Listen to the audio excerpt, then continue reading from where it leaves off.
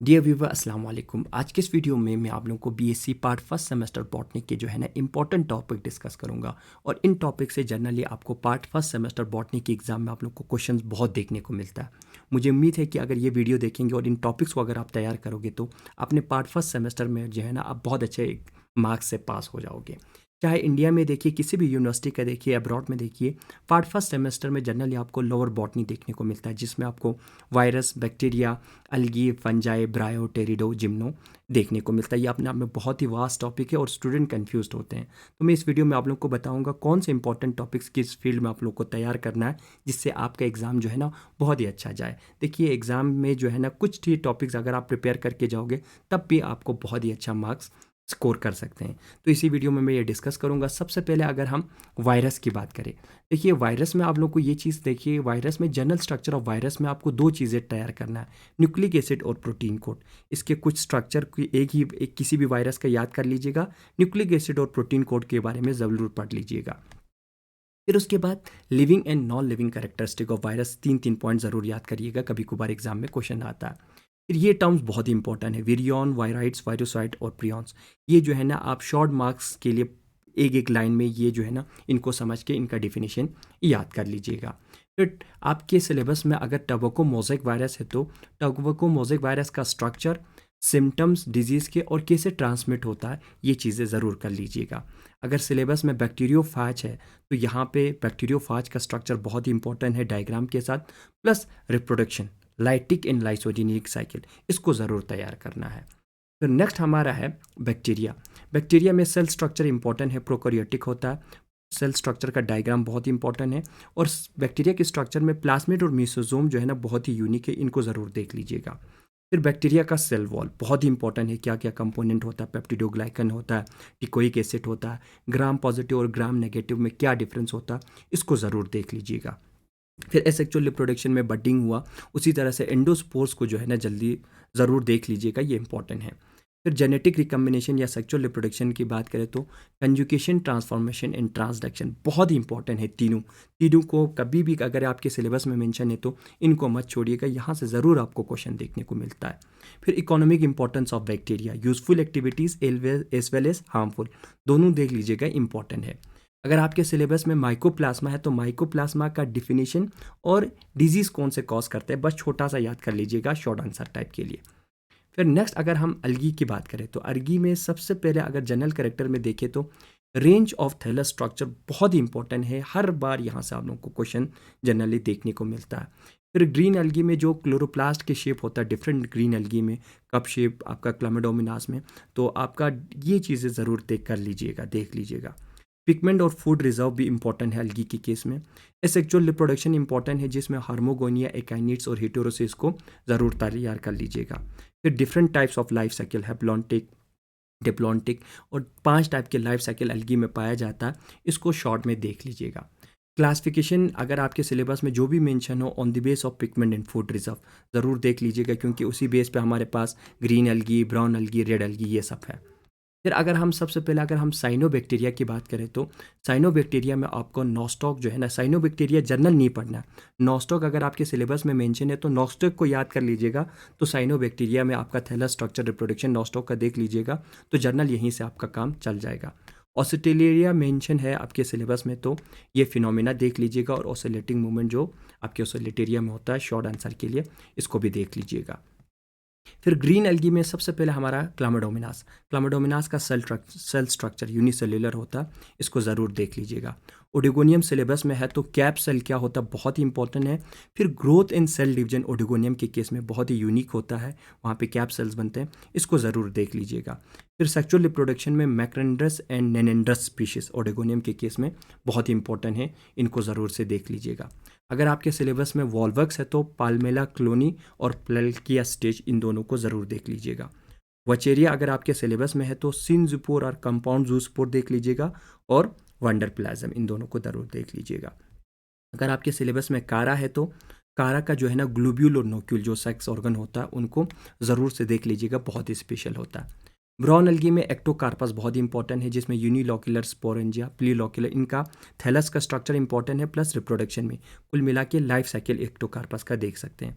सरगसम और Fucus almost same होता है, दोनों में से एक तैयार कर लीजिएगा तो आपका तैयार हो जाएगा, जिसमें थैलस स्ट्रक्चर रिप्रोडक्शन सारा आपको देखना है।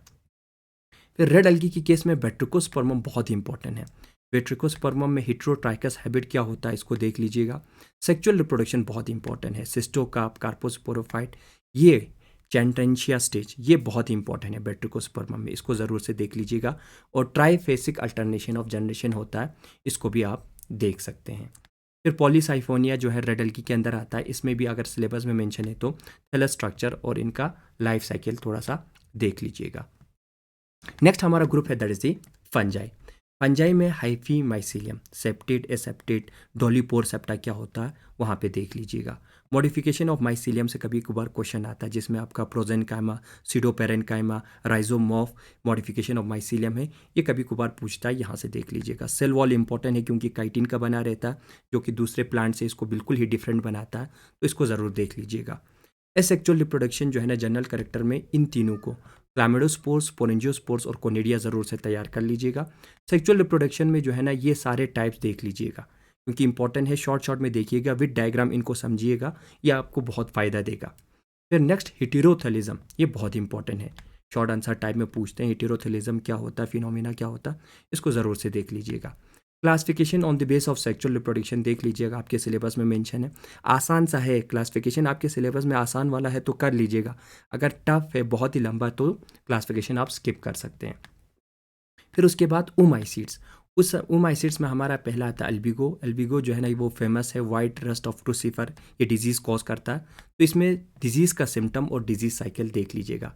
फाइटोफथोरा अगर आपके एग्जाम सिलेबस में है तो that cause late blight of potato, तो लेड ब्लाइट ऑफ पोटैटो के सिम्टम्स और डिजीज साइकिल ज़रूर से देख लीजिएगा। जाइगोमाइसिड्स में राइजोपस अगर आपके सिलेबस में है तो थैलस के स्ट्रक्चर में स्टोलन क्या होता है, राइजोइड्स क्या होता है, स्पोरेंजियोस्पोर्स क्या होता है, इनका थैलस का डायग्राम ज़रूर से देख लीजिएगा। एसेक्चुअल रिप्रोडक्शन में स्पोरेंजियोस्पोर्स का जो फिनोमेना है पूरा डायग्राम के साथ देखिएगा। सेक्चुअल रिप्रोडक्शन में गेमेटेंजियल कॉपुलेशन जो है ना, अगर आपने जनरल कैरेक्टर में पढ़ा होगा तो ये आराम से समझ लोगे, इसको भी देख लीजिएगा पूरा फिनोमेना। म्यूकर के केस में आपको जो है ना यहाँ पे टोरुला कंडीशन क्या होता है इसको देखिएगा, म्यूक्रोमाइकोसिस डिजीज़ होता है उसको भी थोड़ा सा देख सकते हैं। बाकी राइजोपस और म्यूकर में क्या डिफरेंस होता है कभी कभार वहाँ से भी क्वेश्चन आता है, उसको भी तैयार कर लीजिएगा। एस्कोमाइसिट्स में अगर आपके सिलेबस में मॉकिला है तो मॉकिला का फ्रूटिंग बॉडी और रिप्रोडक्शन दोनों इंपॉर्टेंट है। अगर ऑस्ट्रेलिगो है तो ये बहुत इंपॉर्टेंट है। लूज स्मट ऑफ बार्ले और कवर्ड स्मट ऑफ बार्ले जो है ना दो डिफरेंट स्पीशीज से होता है, इनके सिम्टम्स और डिजीज साइकिल कंप्लीट देख लीजिएगा, उस चिलिगो का बहुत इंपॉर्टेंट है। एस्परजिलस है तो हमें पता कि एस्परजिलस जो है ना दैट प्रोड्यूस एफ्लाटॉक्सिन जो कि कार्सिनोजेनिक इन नेचर होता है, इसको थोड़ा सा देख सकते हैं, वीड ऑफ लेबोरेटरी कहा जाता है। यहाँ पे कोनिडियम को भी देख लीजिएगा। पेनिसिलियम जो है ना एस्परजिलस की तरह लगभग मॉर्फोलॉजी सेम होता है, फर्स्ट एंटीबायोटिक इसी से डिस्कवर हुआ था दैट इज़ पेनिसिलिन, तो ये उस बेस पे इंपॉर्टेंट है, तो वहाँ से थोड़ा सा पेनिसिलियम आप शॉर्ट में तैयार कर सकते हैं। पैजिजा है तो कप शेप फ्रूटिंग बॉडी होता है दैट इज़ दी एपोथुशिया, वो इंपॉर्टेंट है देख लीजिएगा। कैल्विसोप्स है तो दैट कॉज इरगेट ऑफ राई, जब भी अगर आपका डिजीज़ कोई स्पेशल डिजीज़ कॉज करता तो उसमें सिम्टम्स और डिजीज साइकिल देख लीजिएगा। न्यूरोस्पोरा जो है ना एक्सपेरिमेंटल मॉडल इन जेनेटिक्स माना जाता है, Drosophila of plant kingdom, short answer type के लिए आप लोग तैयार कर सकते हैं। वेंचीरिया अगर आपके सिलेबस में है तो एप्पल स्कैब डिजीज़ होता है, तो उसका डिजीज़ का पूरा साइकिल जो है ना आपको देखना इंपॉर्टेंट है। अगर आपके सिलेबस में यीस्ट मेंशन है तो यीस्ट का इकोनॉमिक इंपॉर्टेंट, ये दो एंजाइम यहाँ से आपको यीस्ट से हम एक्सट्रैक्ट करते हैं, स्ट्रक्चर भी यीस्ट का इंपॉर्टेंट है।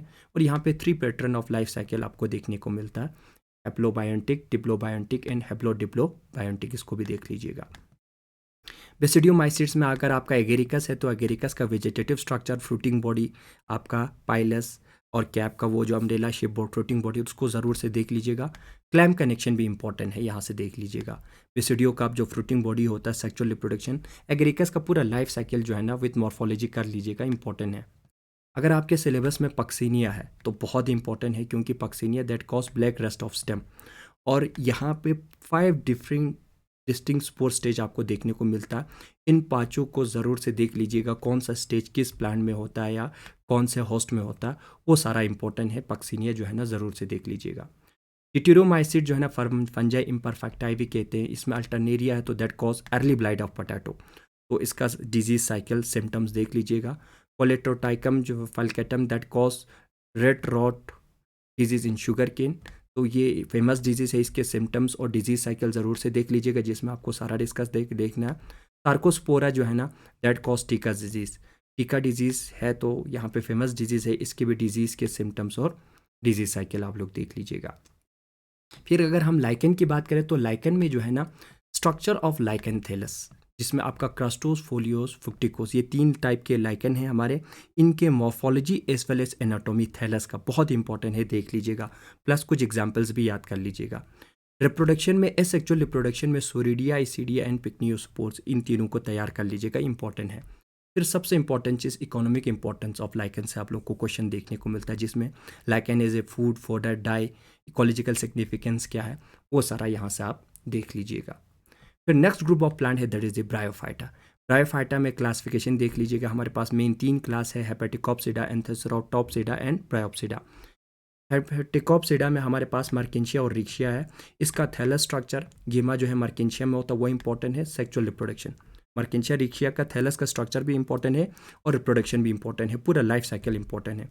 उसी तरह से एंथोसिरोस का थैलस स्ट्रक्चर, पूरा रिप्रोडक्शन और यहाँ पे स्पोरोफाइट, वो भी इंपॉर्टेंट है। और ब्रायोप्सिडा में अगर फ्यूनेरिया आपके यहाँ मेंशन है तो थैलस स्ट्रक्चर, सेक्सुअल रिप्रोडक्शन और स्पोरोफाइट बहुत इंपॉर्टेंट है, क्योंकि यहाँ पे आपको पेरिस्टोम टीथ जो है ना देखने को मिलता है। आपके सिलेबस में अगर स्फेक्नम है तो वहाँ पे लीफ में रिटॉर्ट सेल होता है, वो देख लीजिएगा। और economic importance of sphagnum as well as peat, दोनों देख लीजिएगा। स्फेक्नम जो है ना प्लांट होता है, पीट जो है ना पार्शियली डिकम्पोज मैटर होता है, जो ज़मीन के नीचे से निकलता है, जिसमें मैक्सिमम कंपोनेंट आपका स्फेक्नम प्लांट का होता है, तो इसे हम पीट कहते हैं। पीट का इंपॉर्टेंस इकोलॉजिकल इंपॉर्टेंस ज़रूर से देख लीजिएगा। अगर आपके सिलेबस में टेडरोफाइटा अगर हम बात करें तो जनरल कैरेक्टर या क्लासिफिकेशन अगर सिंपल सा है तो उसको ज़रूर देख लीजिएगा। फिर हमारे पास यहाँ पे 5 क्लास है। साइलोटॉप्सिडा में राइनिया है, तो ये जो है ना फॉसिल जो होता है आपका, इसको शॉर्ट आंसर टाइप के लिए तैयार कर लीजिएगा। साइलोसिडा में साइलोटम है, तो इसका लाइफ साइकिल देख सकते हैं, थैलस स्ट्रक्चर सारा। और लाइकोप्सिडा इंपॉर्टेंट है, लाइकोपोडियम है तो इसको ज़रूर से तैयार कर लीजिएगा। सेलेजिलिना अगर मेंशन है तो इसका पूरा लाइफ साइकिल, थैलस स्ट्रक्चर, आपका पूरा बॉडी का स्ट्रक्चर, जिसमें मॉर्फोलॉजी, एनाटॉमी प्लांट का, प्लस रिप्रोडक्शन जो है ना वो कंप्लीट डिस्कस करना है। इक्विस्टेम जो है ना, that is also called hostel, इसका भी आपको morphology, anatomy, reproduction, that means पूरा लाइफ साइकिल देखना है। एजोला मर्सिला जो है ना शॉर्ट के लिए आप तैयार कर सकते हैं, जो वाटर फॉन, जो टिरोप्सिडा के अंदर आता है। टेरिडोफाइटा में सबसे जीनस तो इंपॉर्टेंट है ही, ये सारे बहुत इंपॉर्टेंट, इनको तो मत छोड़िएगा। Heterospory in pteridophyte, seed habit in pteridophyte, telome theory, apospory and apogamy, ये बहुत इंपॉर्टेंट, इनको कर लीजिएगा। फिर next last group of plant है, that is the gymnosperm. Gymnosperm में क्लासिफिकेशन अगर मेंशन है तो कर सकते हैं, जनरल कैरेक्टर भी थोड़ा सा देख सकते हैं। मेन चीज़ इनका जीनस, साइकेडेल्स में जो है ना आपको साइकस का morphology, anatomy, distribution, reproduction, male cone, megasporophyll, इनके डेवलपमेंट पूरा कंप्लीट देखना है। उसी तरह से अगर पाइनस मेंशन है, कॉनिफेरेल्स के अंदर आता है, पाइनस का पूरा कंप्लीट इन्फॉर्मेशन, मॉर्फोलॉजी उस प्लांट का, एनाटॉमी उस प्लांट का, फिर उसके बाद आपका रिप्रोडक्शन जो है ना, कंप्लीट कोन के जो है ना स्ट्रक्चर, वो सारा डेवलपमेंट सारा देखना है। और इफिड्रा अगर मेंशन है तो ये निटेल्स के अंदर आता है। स्पेशल फीचर इसमें है, आपका वेसल्स पाया जाता है, ये कैसा जिम्नोस्पर्म ग्रुप ऑफ निटेल्स के अंदर आपका एफेड्रा हुआ, नीटम हुआ और Welwitschia, that is also called bizarre of plant kingdom.